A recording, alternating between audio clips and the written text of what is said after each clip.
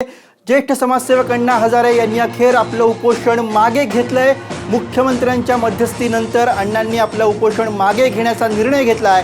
लोकपाल संदर्भात ठोस आश्वासन मिळाल्यानंतर अण्णांनी उपोषण मागे घेण्याचा निर्णय घेतलाय। अधिकृत घोषणा आता काहीच वेळामध्ये होणार आहे।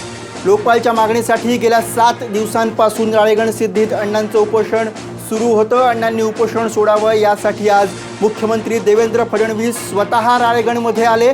त्यांनी अण्णांची बंद दाराआड चर्चा केली। या चर्चेनंतर अण्णांनी उपोषण मागे घेण्याचा निर्णय घेतला। या क्षणाची ही सगळ्यात मोठी बातमी।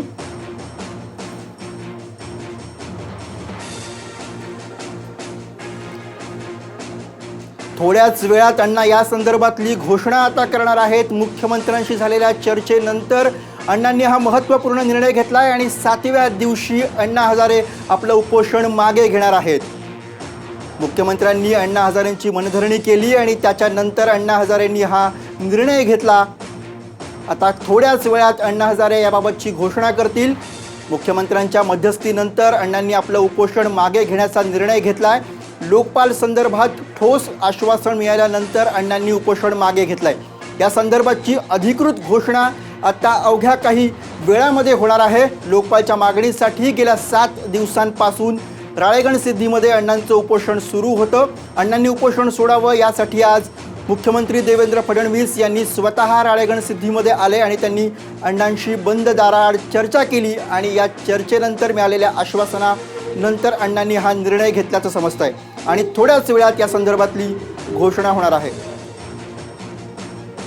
या क्षणाची ही सगळ्यात मोठी बातमी। 7 दिवस सुरू असलेल्या आंदोलनाकडे संपूर्ण माध्यमांचं लक्ष लागलं होतं आणि आज अखेर अण्णा हजारे यांनी हे आंदोलन मागे घेतलंय। अगदी थोड्याच वेळामध्ये या संदर्भातली अधिकृत घोषणा होणार आहे। मुख्यमंत्री देवेंद्र फडणवीस यांनी काही वेळापूर्वी सुमारे 2.5 तास अण्णा हजारे यांच्याशी चर्चा केली आणि या चर्चेनंतर अण्णा हजारे यांनी हा महत्त्वपूर्ण निर्णय घेतला आहे, ज्याची घोषणा आता थोड्याच वेळामध्ये होणार आहे। या क्षणाची ही सगळ्यात मोठी बातमी तुम्ही पाहताय। अण्णा हजारे आपलं आंदोलन मागे घेत आहे।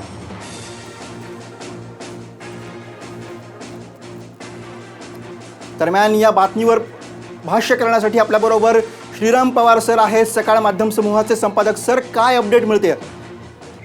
आत्ताच्या आपल्या माहितीनुसार अण्णांनी उपोषण सोडण्याची तयारी दाखवली असं समजतंय आणि त्याच्यासाठी मुख्यमंत्री देवेंद्र फडणवीस, केंद्रीय कृषी मंत्री राधामोहन सिंह, सुभाष भामरे केंद्रीय मंत्री आणि गिरीश महाजन आपल्या राज्याचे मंत्री असे 4 जण त्यांच्यासोबत बोलत आहेत। त्यासोबत शिवाय शिवकुमार शर्मा हे नीती आयोगाचे एक सदस्य, माजी सदस्य, तेही त्यांच्यासोबत आहेत असं समजतंय। आणि या 5 जणांसोबत झालेल्या चर्चेत प्रामुख्यानं 2 मुद्दे होते। एक तर लोकपालचं काय करायचं आणि अण्णांची एक खूप आग्रहाची मागणी आहे ती कृषी मूल्य आयोगाला स्वायत्तता द्यावी।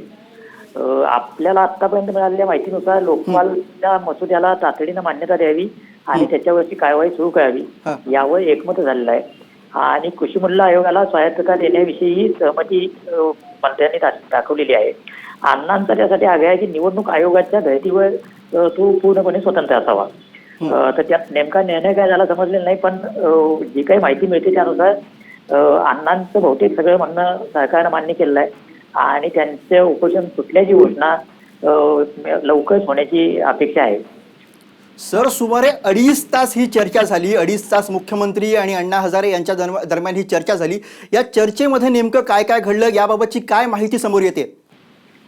चर्चेत प्रामुख्यानं अण्णांकडून हे 2च मुद्दे लावून धरले जात आहेत असं दिसतंय। म्हणजे जे काही इनपुट आपल्याला हातून मिळतंय त्यानुसार लोकपाल तातडीनं यावा हेच त्यांचं म्हणणं आहे। आणखी लोकपालचा लढा अण्णांनी दिल्लीत केला तो UPA 2च्या काळामध्ये आणि तेव्हा भाजप विरोधी पक्षात होता। भाजपनं त्या लढ्याला प्रत्यक्ष पाठिंबा दिला होता आणि लोकपालचा लढा आणि त्या निमित्तानं जे काही जनमत ढवळून निघालं आणि त्याआधी एका पाठोपाठ एक भ्रष्टाचाराची समोर आलेली प्रकरणं 2G असेल, कोळसा घोटाळा असेल किंवा राष्ट्रकुल स्पर्धेतला गैरव्यवहार असेल, त्यातून UPAची डागाळलेली प्रतिमा आणि त्या पार्श्वभूमीवर अण्णांनी केलेलं आंदोलन, ते आंदोलन अतिशय चुकीच्या पद्धतीनं काँग्रेसच्या किंवा UPAच्या सरकारनं हाताळलं।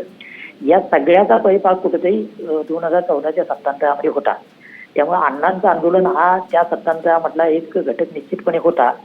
त्या पार्श्वभूमीवर लोकपाल ची नियुक्ती तातडीनं व्हावी अशी अण्णांची किंवा त्यासाठी आग्रह राहणाऱ्या सगळ्या मंडळींची अपेक्षा होती सत्तांतरानंतर, म्हणजे नरेंद्र मोदींचं सरकार आल्यानंतर.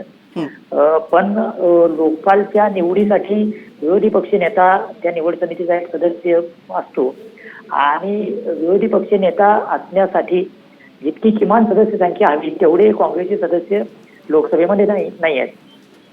या कारणासाठी विरोधी पक्षनेता अशी ऑफिशियल पोझिशन संसदेत नाही आहे लोकसभेचा विरोधी पक्षनेता.